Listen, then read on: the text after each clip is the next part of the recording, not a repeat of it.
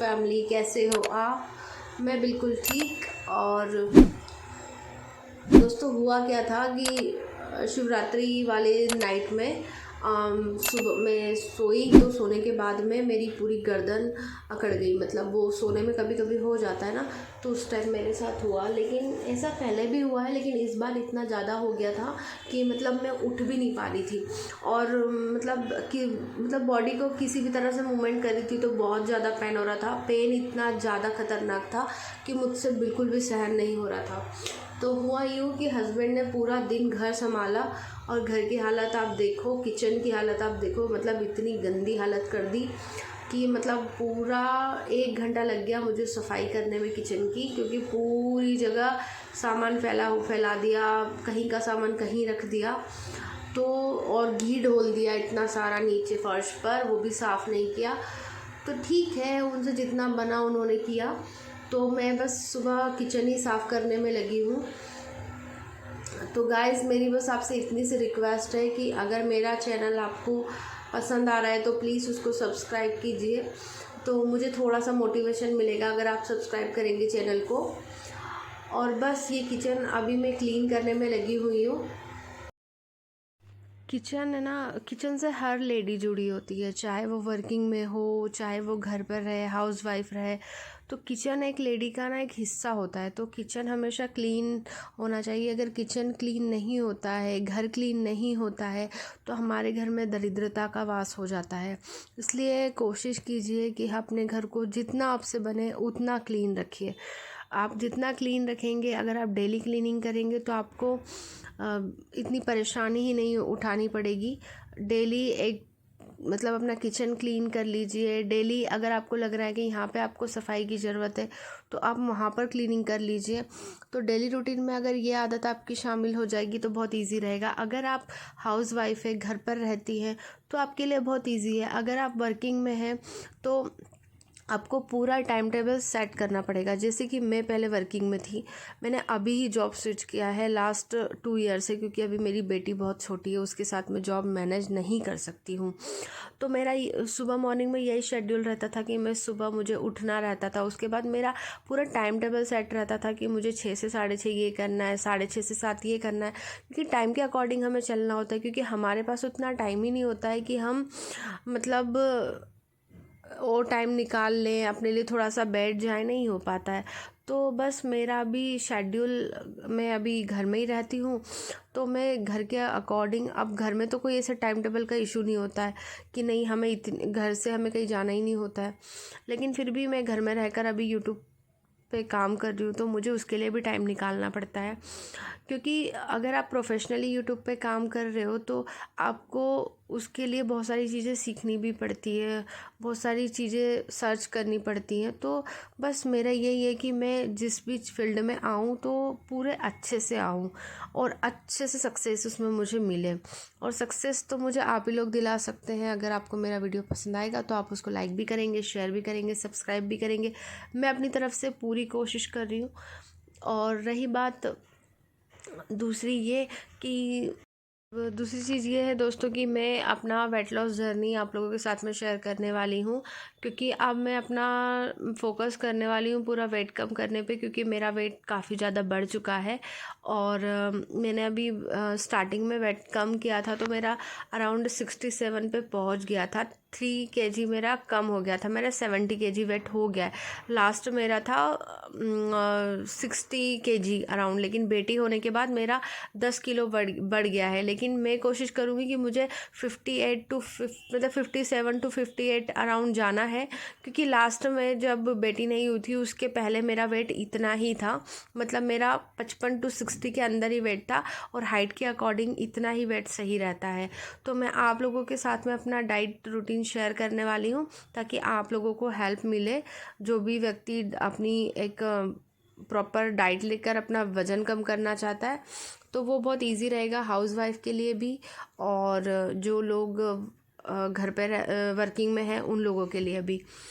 तो अब जो मेरा नेक्स्ट वीडियो में लेकर आऊँगी वो उसी से रिलेटेड रहेगा कि ताकि मैं भी अपना डाइट करती रहूँगी और आप लोग भी अगर मेरे वीडियो देखेंगे तो आपको भी पता चल जाएगा कि आप क्या खाएं, कैसी चीज़ें खाएं, तो आपका वज़न जल्दी से कम हो। ठीक है, तो नेक्स्ट वीडियो मेरा यही रहेगा। अब देखिए मैंने किचन को अच्छे से क्लीन कर दिया है। अब उसको मैं अच्छे से वॉश करके और कपड़े से साफ़ कर दूंगी तो हमारा किचन बिल्कुल क्लीन हो जाएगा। ठीक है, और उसके लिए मैं एक मोदी केयर का एक क्लीनिंग वाला प्रोडक्ट है वो यूज़ करती हूँ, तो वो हाइजीन के लिए बहुत अच्छा है।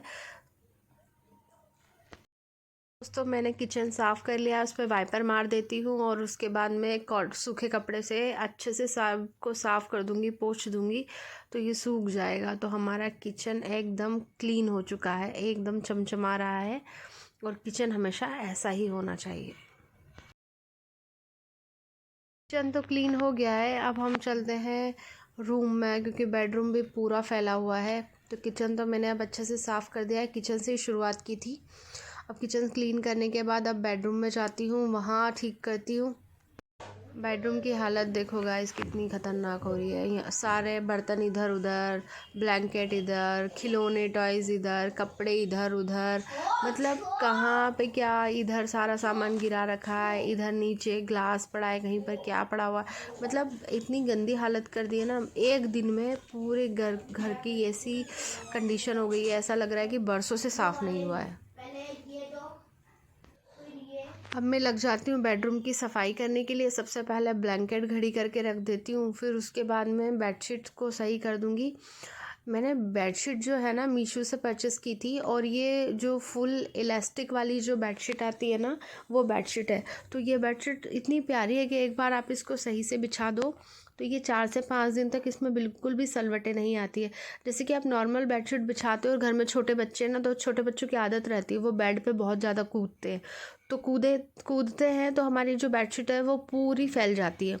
तो इस टाइप की बेडशीट अगर आप यूज़ करेंगे ना तो बहुत अच्छी बेडशीट है। इसमें चारों साइड पे इलास्टिक लगा होता है, तो ये चारों कॉर्नर पे और राइट साइड से पूरी कवर हो जाती है। तो मतलब मुझे तो पर्सनली ये बेडशीट, मैंने तो सिर्फ अभी एक ही मंगाई थी, मुझे बहुत अच्छी लगी, तो मैं सोच रही हूँ 3-4 और मंगा लूँ। तो मतलब ये वाली बेडशीट मुझे बहुत अच्छी लगी, और इसका कपड़ा भी इतना अच्छा है कि मतलब इसके ऊपर कोई भी चीज़ अगर गिरा देते हैं ना तो उसके दाग नहीं लगते हैं। ये चीज़ इसकी मुझे बहुत अच्छी लगी। तो अगर आप लोगों को भी बेडशीट में ऐसी कोई दिक्कत आती है तो आप इलास्टिक वाली जो बेडशीट है वो परचेस कर सकते हैं, और अमेज़ोन, फ्लिपकार्ट या फिर मीशो कहीं से भी ऑर्डर कर सकते हैं, परचेस कर सकते हैं, और 400-500 की रेंज में आ जाती है। नॉर्मल बेडशीट भी अच्छी क्वालिटी की लेंगे तो 400-500 रुपये में आती है, और ये वाली भी 400-500 की रेंज में आ जाती है। हाई रेंज भी है, लेकिन अगर आप डेली वेयर के लिए मंगाएंगे तो 500 से 600 वाली भी मंगाएंगे तो कोई प्रॉब्लम नहीं है। हो गया बेडरूम साफ़ हो गया। अब मैं आ गई हूँ हॉल में। हॉल में भी पूरा मचा हुआ था, यहाँ पर भी कहीं बिस्तर, खिलौने, मतलब सब कुछ फैला हुआ था। तो मैं सबसे पहले सोफ़ा क्लीन करके और सोफ़े का कवर वगैरह लगा देती हूँ। इधर भी कंबल पड़ा है, उसको भी घड़ी करके अच्छे से रख देती हूँ। उसके बाद जो हमारे पिलो है उस पर कवर चढ़ा दूँगी, क्योंकि उसके कवर मैंने धोए थे, तो वो कवर चढ़ा के और इधर पूरा क्लीन करके फिर झाड़ू लगा के अच्छे से पोछा लगा के और फिर मुझे नहाना है। तो मैं नहा कर और सारा ये काम कंप्लीट कर लेती हूँ। उसके बाद ही फिर आज तो खाना भी नहीं हो पाया है, और खाना भी लेट हो जाएगा, क्योंकि मेरी एक आदत है, जब तक मैं नहाती नहीं हूँ तब तक मैं खाना नहीं खाती, क्योंकि मुझे वो खाना ही नहीं उतरता। ये मेरी शुरू से आदत है, बिना नहाए मैं खा ही नहीं सकती हूँ कुछ भी। हाँ, नाश्ता ब्रेकफास्ट कर सकती हूँ, लेकिन खाना नहीं खा सकती हूँ।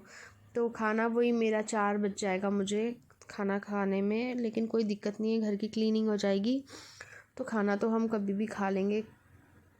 तो बस अच्छे से क्लीनिंग हो गई है, आधा घर ठीक हो गया है। वो तो मेरी ये जो बैक है ना, इसने बहुत दिक्कत दे दी। अदरवाइज़ मैं इतना घर फैलने ही नहीं देती, क्योंकि ऐसी कंडीशन थी कि मुझसे हिला भी नहीं जा रहा था। फिर हमने डॉक्टर को दिखाया, डॉक्टर ने मुझे कुछ टैबलेट्स दी, एक जेल दिया वहाँ पर लगाने के लिए, और उन्होंने बोला कि आपकी जो नस है ना वो मतलब सोने में थोड़ी सी दब गई है, तो आप ये टैबलेट्स खाओ और ये जो जेल दिया है वो उससे मालिश करके 2-3 दिन सो के सिकाई करना तो ठीक हो जाएगा। तो मुझे पहले दिन में ही रिलीफ़ हो गया, नहीं तो पता नहीं मेरे घर का क्या ही हाल होता। इसको भी अच्छे से क्लीन कर दिया है हॉल को, अब तीनों पूरा घर अच्छे से क्लीन हो गया है। अब मैं जाती हूँ नहाने के लिए, क्योंकि 4 साढ़े 4 ऑलमोस्ट बज गया है। अब नहा लेती हूँ, फिर उसके बाद आपसे मिलती हूँ थोड़ी देर बाद। वीडियो का करते हैं एंड। प्लीज़ मेरे चैनल को सब्सक्राइब कीजिए, लाइक कीजिए वीडियो को, और अगर वीडियो पसंद आए तो कमेंट बॉक्स में बताइए कि आपका वीडियो अच्छा लगा, और वीडियो में अगर कुछ गलती है तो आप मुझे सजेस्ट कीजिए ताकि मैं उसमें सुधार करूं। तो बस आज का यही था वीडियो, आज का यही था व्लॉग। इसको एंड करते हैं, मिलते हैं अगले वीडियो में। तब तक के लिए आप अपना ध्यान रखिए, सेफ रहिए, take care, ta ta, bye bye, good night.